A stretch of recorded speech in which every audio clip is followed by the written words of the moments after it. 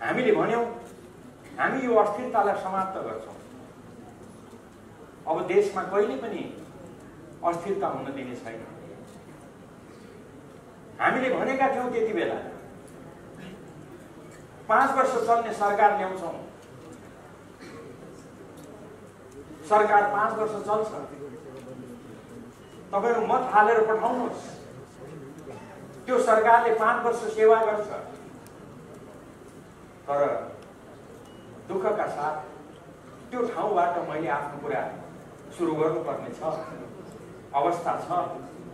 जनताले केपी ओलीको आह्वानमा, केपी ओलीको आग्रहमा, केपी ओलीलाई प्रधानमन्त्री भनेर, केपी ओलीलाई 5 वर्षको लागि प्रधानमन्त्री मानेर निर्वाचनमा जिताएर पठाएको हामीले अलिकति भए पनि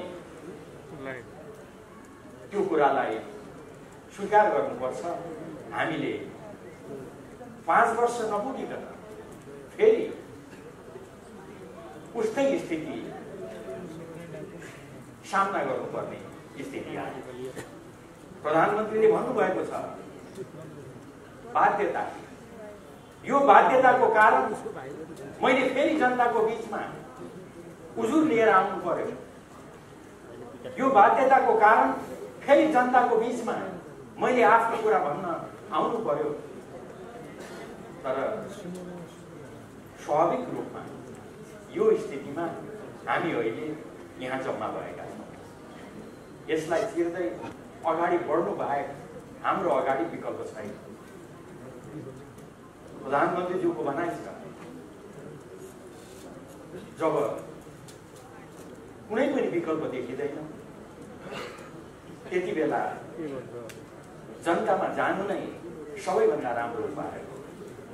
त्यसैले अहिले जनताको बीचमा जानको लागि भनेर हामी अग्रसर भएका छौँ र त्यही क्रममा हामी यहाँ अहिले भेला भएका छौँ।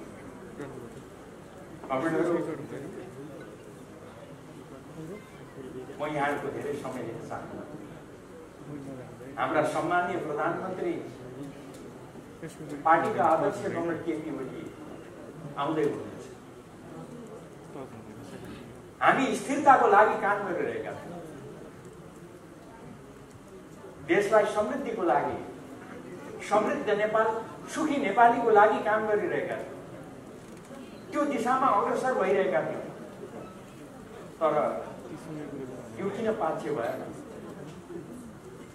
अध्यक्ष केपी ओली, प्रधानमन्त्री केपी ओली भनिराख्नु भएको थियो म कक्षा दोहोऱ्याउने विद्यार्थी होइन। कम्युनिस्ट पार्टीमा महाधिवेशनबाट नेतृत्व परिवर्तन हुन्छ। तपाईले महाधिवेशनबाट मलाई निर्वाचित गर्नुभयो। त्यो जिम्मेवारीलाई सम्हाल्दै म यहाँ आइपुगेको छु। पार्टीको महाधिवेशन आयोजना गरेर दुई ठूला पार्टीहरूको बीचमा एकता कायम गर्दै यो बिन्दुसम्म आइपुगेर यसलाई यो ठाउँसम्म ल्याएर उपयुक्त समयमा महाधिवेशन गरौँ।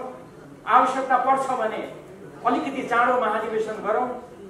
महाधिवेशन मार्फत म पछिल्लो समयमा उहाँले प्रष्ट शब्दमा भन्नुभएको छ म नयाँ पुस्तालाई त्यो जिम्मेवारी सुम्पन्छु। छोटकरीमा म कक्षा दोहोऱ्याउने विद्यार्थी होइन।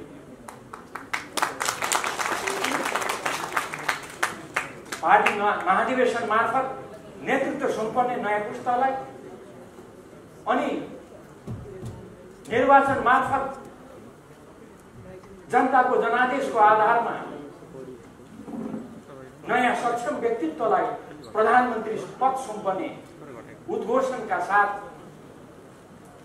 प्रधानमन्त्री पार्टी अध्यक्ष केपी ओली अगाडि बढिरहेको बेलामा यस्तो स्थिति उत्पन्न किन गरियो? किन यो ठाउँमा हामी आइपुग्नु बाध्य भयो? प्रश्न भनेको यो प्रश्नको जवाब आउने दिनहरूमा हामी पाउँदै जानेछौँ। मलाई आश्चर्य लाग्यो, मैले अहिलेसम्म पत्याएको छैन आफ्नो पार्टी अध्यक्ष महाधिवेशन चाँडो सम्पन्न गरेर नयाँ पुस्तालाई नेतृत्व सुम्पने उद्घोषण गर्नुभएका अध्यक्ष, नयाँ जनादेशबाट नयाँ नेतृत्वलाई प्रधानमन्त्री पद सुम्पने उद्घोषण गरेका प्रधानमन्त्री केपी ओलीले उहाँलाई किन यो अवरोध, किन यी अप्ठ्याराहरू उहाँको बाटोमा तेर्स्याइन्छन् आदि प्रश्नहरू उठिरहेको बेलामा अस्ति सञ्चार माध्यमले एउटा समाचार प्रकाशनमा ल्यायो, उद्घाटित गर्यो। दुईजना नेताहरू भेट्न जानु पर्यो, भेटेर हाम्रा प्रतिपक्षी साथीहरूलाई भन्नुभयो अरे संसद पुनर्स्थापना गरौँ, पुनर्स्थापित संसदमा प्रधानमन्त्री त तपाईहरुलाई नै बनाउँछौँ भन्नुभयो रे। मैले कुरा राम्रोसँग बुझेँ, मलाई त ठ्याक्कै विश्वास लागिराखेको छैन। अहिले पनि विश्वास नलागी मैले तपाईहरुलाई सुनाएको मात्र हो, मलाई यो कुरामा विश्वास छैन। अनि फलानो जानु भएको थियो भनेर यसो नक्सा पनि देखाउनुको साथीहरूले कता कता भेटेको जस्तो लाग्यो। तर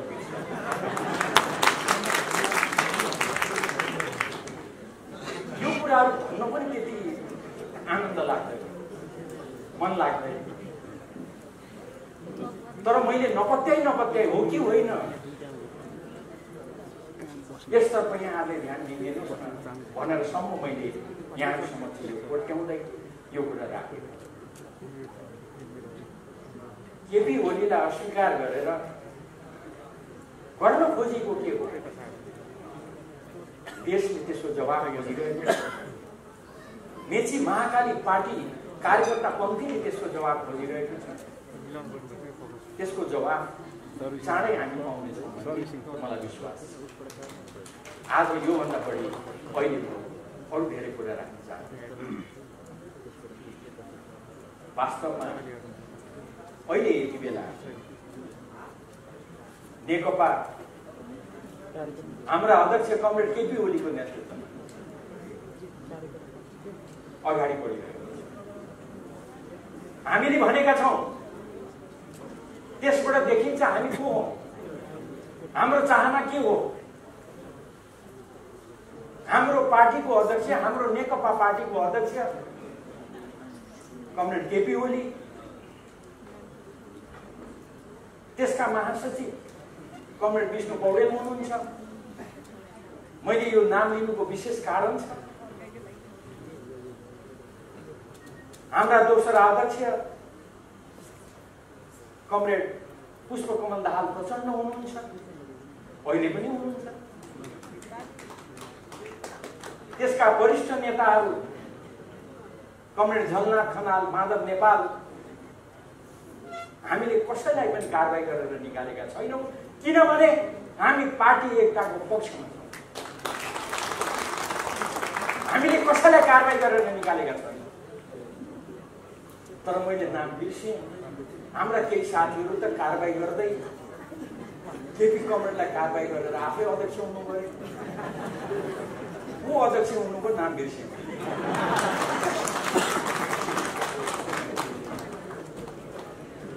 हाम्रै केपी कमरेडसँग अलिक अगाडि कुनै निर्वाचनमा हार्नु भएको थियो अरे, अहिले आएर चाहिँ उहाँले केपी कमरेडलाई निकालेर आफै अध्यक्ष हुनु। कस्तो सजिलो तरिका रहेछ थाहै थिएन। म धेरै यसतर्फ जान चाहन्छु। मलाई पत्यार नलागी तर अस्ति निर्वाचन आयोगमा पुगेपछि भने यी केही कामहरू गर्न खोजिएको रहेछ भन्ने थाहा हो। अनि मैले तपाईहरुलाई सुनाएको हो। फेरि आज बिहान उठेर अब तपाईहरुसँग भेट हुन्छ भन्दै खुसी मान्दै आउने तयारी गर्दै कि फेरि समाचार सुन्यो हाम्रो महासचिव विष्णु पौडेललाई पनि कारबाही गर्नुभयो।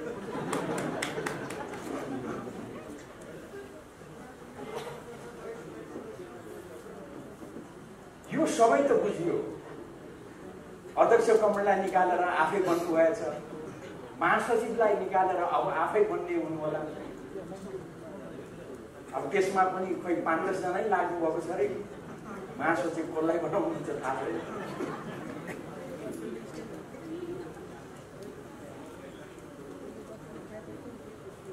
हाम्रा प्रधानमन्त्री केपी ओली उहाँलाई हटाएर चाहिँ सक्दा उहाँलाई हटाएर चाहिँ हामी त तपाईलाई बनाउँछौँ भनेर पुगेको चाहिँ मलाई अचम्मै लागेको छ। अचम्म लागेको हुनाले फेरि तपाईँहरूलाई सुनाएको।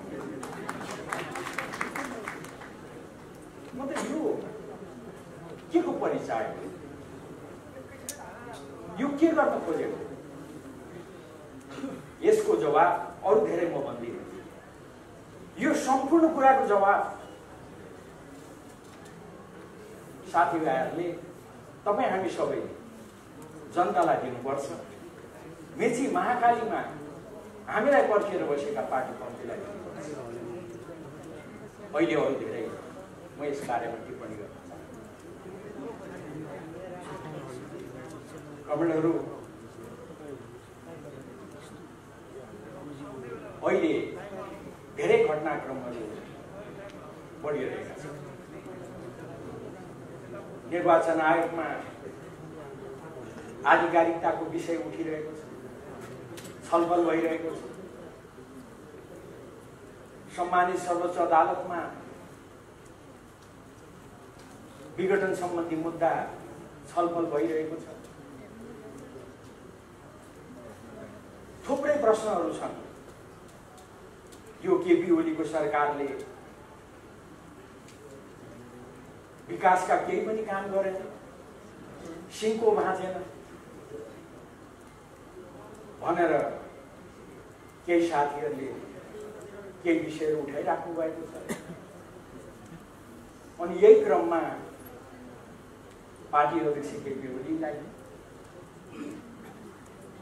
हामीले कारबाही गर्यौं भनेर पनि प्रश्न उठाइराख्नु। यो के हो? यसको बारेमा म थोरै समय यहाँको लिन चाहन्छु। हाम्रा प्रमुख अतिथि कमरेड केपी ओली आइराख्नु भएको छ। उहाँ आइसक्नुभन्दा अगाडि यस बारेमा म केही चर्चा गर्न चाहन्छु। कमरेडहरू, वास्तवमा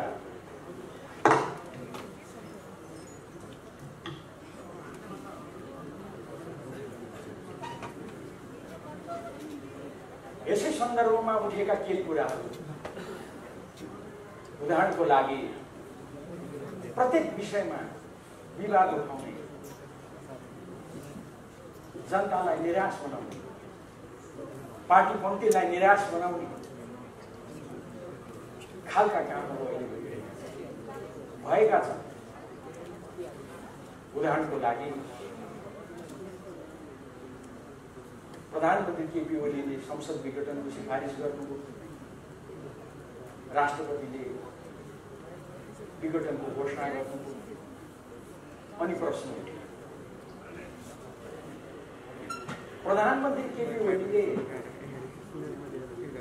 राजीनामा गर्नुभएको छैन, किन राजीनामा गर्नुभयो?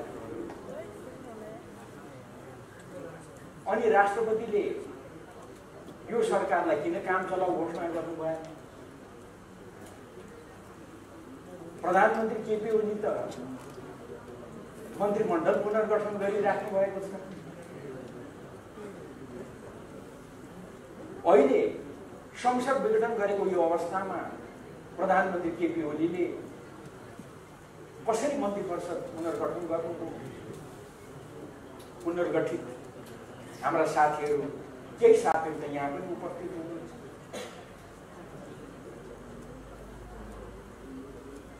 यस्ता प्रश्नहरू मैले उठाइराखेको पाएँ। म तपाईहरुलाई प्रष्ट शब्दमा भन्न चाहन्छु, हाम्रो अहिलेको संविधानमा यस सम्बन्धमा प्रष्ट एउटा व्यवस्था राखिएको छ। यस बारेमा पनि मुद्दा परेको छ। सर्वोच्च अदालतको यो विचाराधीन छ। त्यसैले यसको धेरै कुराहरू म गर्न चाहन्छु, तर एउटा पक्ष तपाईँको अगाडि राख्न चाहन्छु। यो एकदमै स्वाभाविक कुरा हो। हाम्रो संविधानको धारा 77ले प्रधानमन्त्री रिक्त कति बेला हुन्छन् भनेर लेखेको छ। प्रधानमन्त्री प्रतिनिधि सभाको सदस्य नरहेमा, उहाँले लिखित राजीनामा दिएमा, विश्वासको मत प्राप्त गर्न नसकेमा आदि प्रष्ट शब्दमा लेखेको छ। र 77 को 3 मा लगेर संविधानले के भनेको छैन भन्दा यसरी पदरिक्त हुन पुगेकोमा अथवा यस्तो अवस्थामा त्यस्तो प्रधानमन्त्री अर्को मन्त्री परिषद गठन नभएसम्म सोही मन्त्री परिषदले आफ्नो कार्य सञ्चालन गर्छ। अर्थात् घोषणा भएको निर्वाचन सम्पन्न भएपछि जुन अर्को प्रधानमन्त्री आउँछन् त्यतिन्जेलसम्म यही मन्त्री परिषदले काम गर्छ भनेर, कार्य सञ्चालन गर्छ भनेर हाम्रो संविधानमै प्रष्ट शब्दमा लेखिएको छ। अब यस्तो अवस्थामा यो प्रश्न किन उठाइएको छ मैले बुझेको छैन। म अलिक लाटो नै छु। अनि त्यति मात्रै होइन, राष्ट्रपतिलाई तानेर राष्ट्रपतिले किन यो नगरेको यो ढङ्गले चर्चा गर्ने प्रयासहरू पनि भएका छन्। त्यसैले यति मात्रै भनेर संविधान बमोजिम यो सरकार अहिले कार्यरत छ, कार्य सञ्चालन गरिरहेको छ।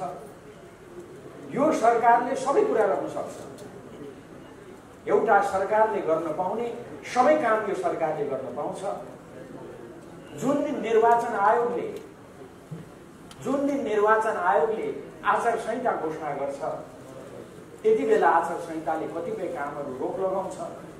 आचार संहिता घोषणा नगरिन्जेल भने यो सरकारले फुल फ्लेज रूपमा यसले काम गर्न पाउँछ। मैले साथीहरूको तरिका बुझेको छैन। म अलिक आश्चर्य मानिरहेको छु। मैले अघि पनि भने यही बीचमा निर्वाचन आयोग गएर हाम्रा केही साथीहरू, मैले नाम पनि बिर्सेँ, अनुहार पनि बिर्सेँ, तर साह्रै 24 घण्टा देखेको भेटेको प्रिय साथीहरू जस्तो लाग्छ। उहाँहरू गएर निर्वाचन आयोगलाई भन्नुभएछ निर्वाचन आयोगले यो किन कामहरू गरेको,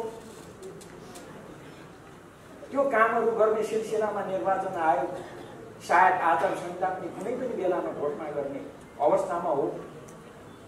एकातिर साथीहरू केही पनि नगर भन्नुहुन्छ, अर्कोतिर यो सरकारले किन काम गर्यो पनि भन्नुहुन्छ। निर्वाचन आयोगले आचार संहिता घोषणा गरिसक्दा त सायद उहाँहरूले भन्न पाउनुहुन्छ अब आचार संहिता घोषणा भयो, यो सरकारले केही पनि गर्न पाउँदैन भन्न पाउनुहुन्थ्यो होला। आफै निर्वाचन आयोगलाई गएर केही पनि काम नगर भन्नुहुन्छ, फेरि यो काम चलाउ सरकार किन यो काम गरेको पनि भन्नुहुन्छ।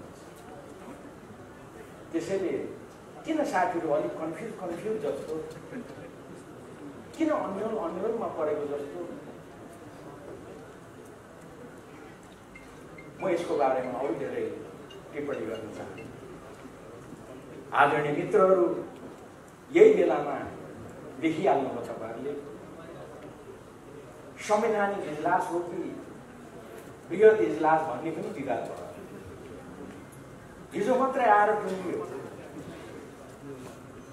मलाई यही आश्चर्य लागिरहेको छ। निर्वाचन आयोगमा गएर निर्वाचन सम्बन्धी कुनै पनि काम नगर्नु भनेर भन्ने, सर्वोच्च अदालतमा भने इजलासमा भने बृहत इजलास कि संवैधानिक इजलास भनेर यहाँलाई थाहा छ। अहिलेसम्म सर्वोच्च अदालतमा दायर भएका जुन रिट निवेदनहरू छन् त्यो रिट निवेदनहरूको विषयमा सुनवाई सुरु भएको छैन। ढिलाइ गरिएको छ। कसले ढिलाइ गर्यो म त्यतातिर जान्दैन, यहाँले बुझ्नै भएको छ। अहिलेसम्म सुनवाई सुरु भएको छैन। भर्खर हिजो बृहत इजलास कि यही संवैधानिक इजलासले मुद्दा हेर्ने भन्नेमा विवाद छ। सामान्य मुद्दा दायर गर्दा थोरै पैसा लाग्छ, संवैधानिक इजलासमा मुद्दा अगाडि बढ्दा 5,000 रुपियाँ लाग्छ।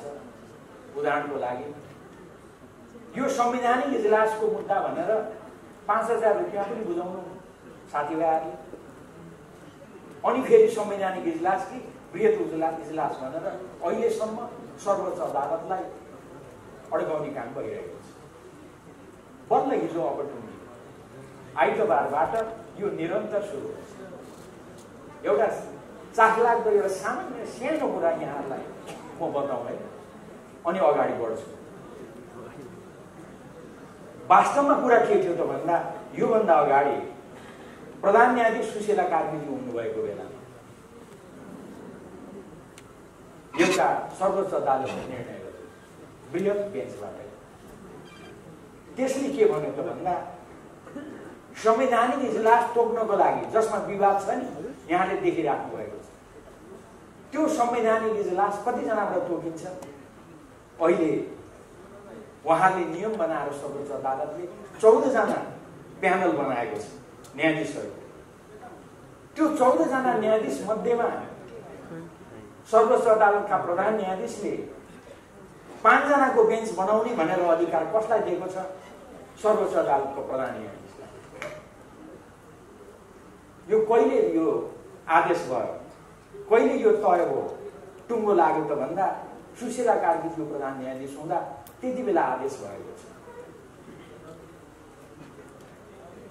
अब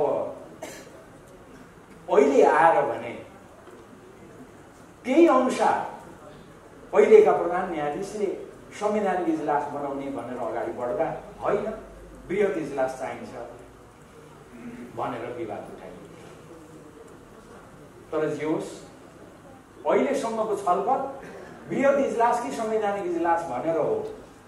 हिजो बल्ल टुङ्गियो। अब आइतबारबाट यो अहिलेको जुन संवैधानिक इजलास छ त्यसले नै यो मुद्दालाई निरन्तर सुनवाई गर्छ र एउटा टुङ्गोमा पुग्छ। स्थिति भनेको यो छ। हामीले संविधान निर्माण गर्यौँ, हाम्रा अनुभवमा आधारित भएर विश्वकै अनुभवलाई ध्यानमा राखेर हामीले संविधान निर्माण गर्यौँ। हिजो अस्ति सर्वोच्च अदालतमा मुद्दा परिसके पछाडि साथीहरूले मलाई पनि खुब मन पराउने साथीहरूले माया गरेर मैले बोलेको पनि भाइरल बनाइदिनु भएको छ। उहाँहरूलाई मैले धन्यवादै दिन पाएको छु। म उहाँहरूलाई धन्यवाद दिन्छु। अहिले यस बारेमा अरू टिप्पणी गर्दिनँ। मैले त्यति बेला भने पनि साथीहरूले यसको बारेमा चासो राखेर मलाई सोधेको भए त मै भनिदिन्थेँ। 2076 साल श्रावण 4 गते संसदले मेरै पहलमा आयोजना गरेको धुलीखेलको संसदीय मामला पत्रकार समाजको कार्यक्रममा पत्रकारहरूलाई प्रशिक्षित गर्ने सिलसिलामा मैले संविधान बारेमा बोलेका कुराहरू त्यहाँ छन्। यी कुराहरू मैले बोलेका कुराहरू त्यहाँनिर राखिएका छन्। तर अहिले प्रसङ्ग अर्को छ। त्यो के हो त भन्दा सम्माननीय प्रधानमन्त्रीज्यूले केही विषयहरू उठाएर उहाँले संसद विघटन गर्नु। उहाँले भन्नुभयो संविधानमा यो देशको राज्य प्रणाली संसदीय शासन प्रणाली हुन्छ भनेर लेखेको छ। म धेरै धारा उपधारामा जान चाहन्न, प्रश्न छ।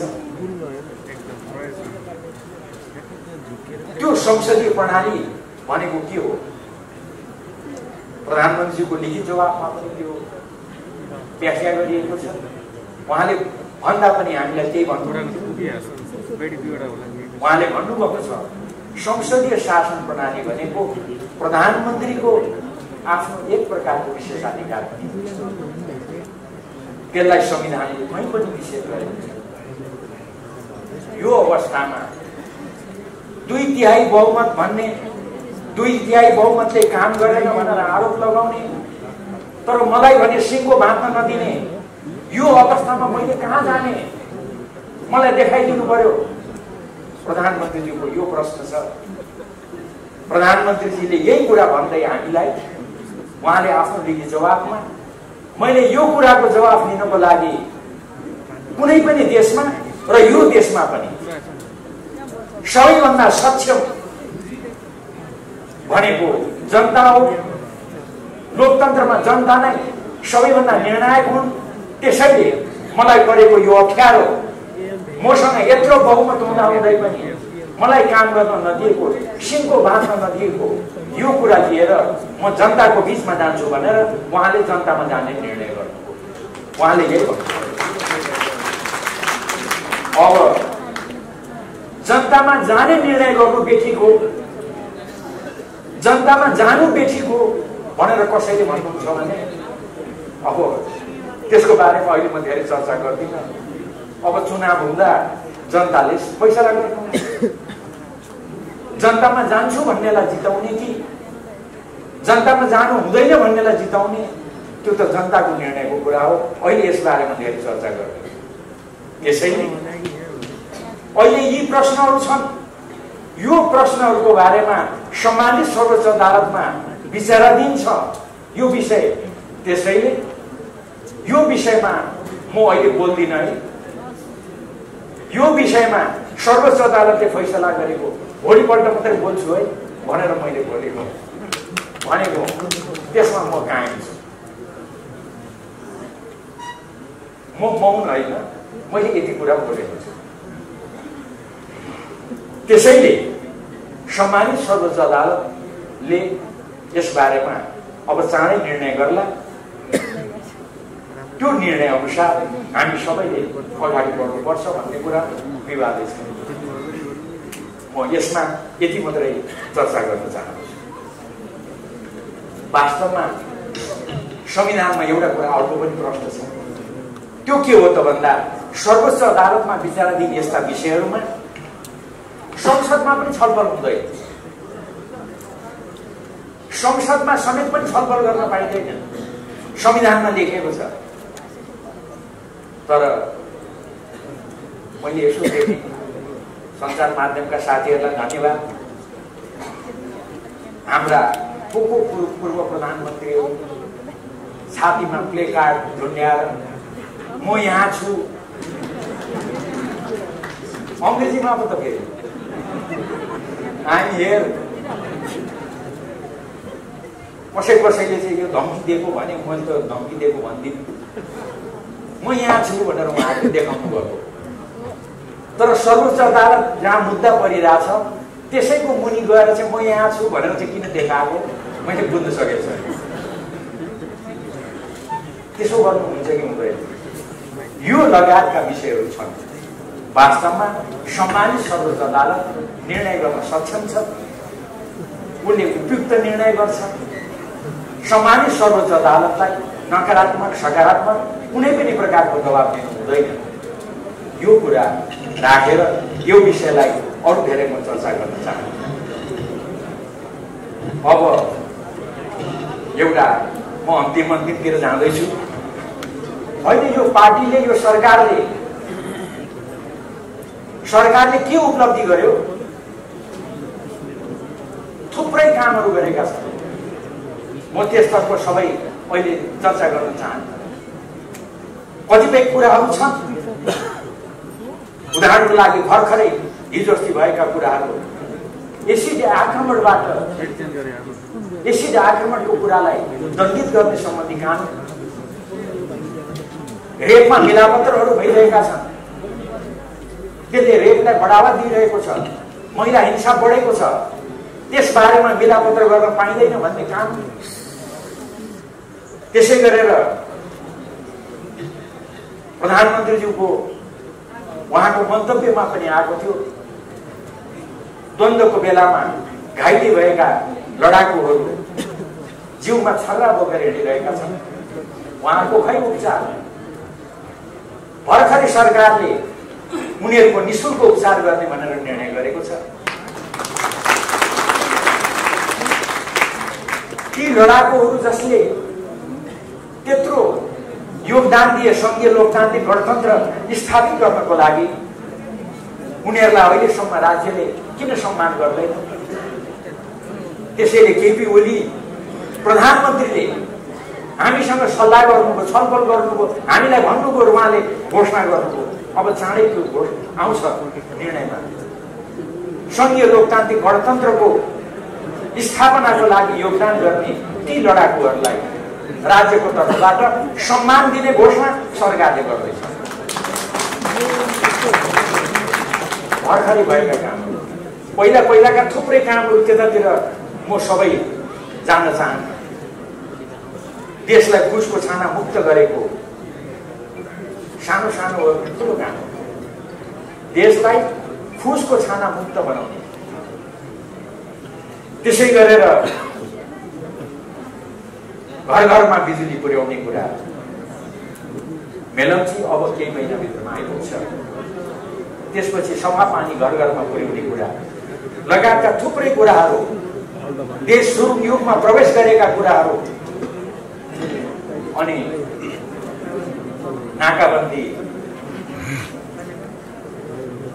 नाकाबन्दीको अवस्था त म यति मात्रै चर्चा गर्न चाहन्छु। त्यति बेला हामीले नाकाबन्दी सहन गर्नु पर्यो। त्यो नाकाबन्दी लगाएको बेलामा हामीलाई 5 महिना नाकाबन्दी लगाउँदा कमरेड केपी ओली नै प्रधानमन्त्री हो। अब अहिले त्यो काम केपी ओलीले तपाईँ हामीले गर्दा के ठुलो काम गर्यो र भन्ने पनि साथीहरू हुनुहुन्छ छेउछेउमा। मान्छे चाहिँ म बिर्सिहाल्छु तर म तपाईँहरूलाई यो कुरा कस्तो हो भनेर प्रश्न हुनुको लागि एउटै मात्रै स्थिति बताउँछु। त्यो नाकाबन्दीलाई नाकाबन्दी भन्न नसक्ने अवस्था थियो। तपाईँहरूलाई सम्झना छ? त्यति बेला केही दलले, केही साथीहरूले दक्षिणी सिमानामा देखा परेको असलको अवस्था भन्ने गर्छ। नाकाबन्दी पनि भन्नुहुन्न, दक्षिणी सीमामा देखा परेको असलको अवस्था हामीले बुझेका छौँ भन्नु। तर प्रधानमन्त्री केपी ओलीले नाकाबन्दीलाई नाकाबन्दी भन्नुभयो। भारतले निम्ता गर्दा पहिला नाकाबन्दीलाई सहज बनाऊ, मेरा जनता सहज नभइकन म भारतको यात्रा आउन सक्दिनँ भनेर भन्नुभयो। र नाकाबन्दी फर्काइए पछाडि, त्यसलाई अन्त गरिए पछाडि मात्रै उहाँ भारत भ्रमणमा जानु। अहिले त्यसैलाई निरन्तरता दिँदै अहिलेको सरकारले त्यसलाई जोड्दै निरन्तरता दिँदै यही सरकारको बेलामा घोषणा भयो, चीनका राष्ट्रपति सी जिनपिङ आउँदा उहाँले भन्नुभयो नेपाललाई ल्यान्ड लिङ्क गर्नको लागि हाम्रो सहयोग रहेको छ, रहन्छ। उहाँले घोषणा गर्नुभयो। अर्थात् अब नेपाल कहिले पनि कसैले पनि चाहेर नाकाबन्दीमा पर्न सक्दैन। यो स्थिति उत्पन्न भयो। तर नेपालको सम्मान बढाउने काम भयो। म धेरै समय लिन्न। सार्वभौमिकता बराबरै हुन्छ, सानो र ठुलो हुँदैन। चीन ठुलो देश, भारत ठुलो देश, हामी नेपाल सानो, त्यो हुँदैन। हिजो अस्ति भर्खर एउटा न्युजले हाम्रा प्रधानमन्त्रीलाई सोधेको तपाईँले सुन्नुभयो होइन? हामी ठुलो दाइ हौँ भनेर प्रधानमन्त्रीको मुखबाट भनाइ माग्न कति कोसिस गरे प्रधानमन्त्रीले माग्नु भएन। हाम्रो प्रधानमन्त्री सकारात्मक असल जित्ती गर्नुहुन्छ नि, साह्रै छोड्नुहुन्छ। मैले कति कोसिस गरेँ तर दाइ भनिदिए त के र भन्दै भन्नुभयो। उहाँले पटक पटक दोहोऱ्याउनु भयो, देश साना हुन सक्छन्, ठुला हुन सक्छन्, सार्वभौमिकता सानो र ठुलो हुँदैन, बराबर हुन्छ। त्यो कति दिनसम्म, अहिलेसम्म भारतमा भारतीय सञ्चार माध्यममा नेपालका प्रधानमन्त्रीको चर्चा छ। हाम्रो सम्मान यसले बढ्यो कि बढेन? म यसलाई अरू धेरै भन्दिनँ। दाइ भनेन, त्यही दाइ नभने बापत केपी ओलीलाई कारबाही गरिएको हो। जवाफ त आउनु पर्यो नि, यही बेलामा किन कारबाही गरिएको छ? त्यसै गरेर केपी ओलीले भने साना ठुला हुन सक्छौँ हामी, तर हामी बराबर हौं, बराबर सार्वभौमता छ। त्यसो भने बापत हामी बराबरै छौँ भने बापत उहाँलाई कारबाही गरिएको हो। प्रश्न।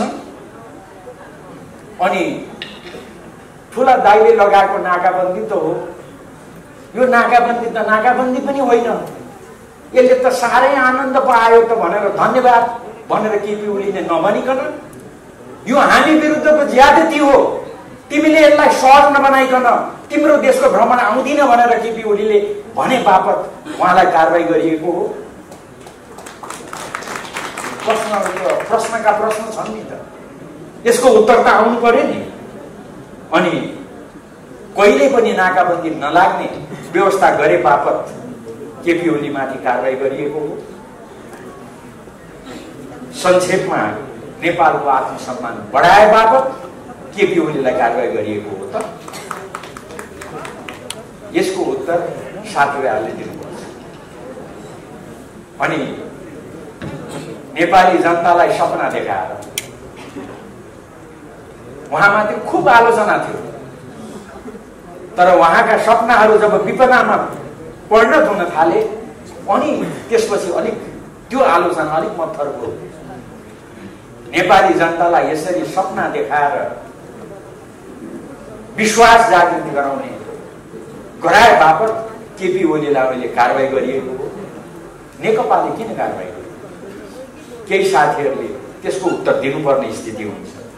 अनि मैले अघि नै भने लडाकुहरूको निःशुल्क उपचार, लडाकुहरूले संघीय लोकतान्त्रिक गणतन्त्रप्रति गरेको जुन उनीहरूको भूमिका छ त्यसलाई सम्मान गर्छु भन्ने बापत उहाँलाई कारबाही गरिएको के हो? यो सम्पूर्ण विषयहरू अहिले उठेका छन्, यसको जवाब आउनुपर्छ। म अब अन्तिममा एसिड रेन इत्यादि मैले भने त्यस बापत कारबाही हो। तर एउटा कुरा चाहिँ म एक दिन अगाडिदेखि प्रश्न भएको छु है, तपाईहरुलाई यति कुरा चाहिँ मैले शेयर गर्छु। सम्मान्य प्रधानमन्त्रीज्यू, मैले पनि सिध्याउन आँटे ठ्याक्कै सम्मान्य प्रधानमन्त्री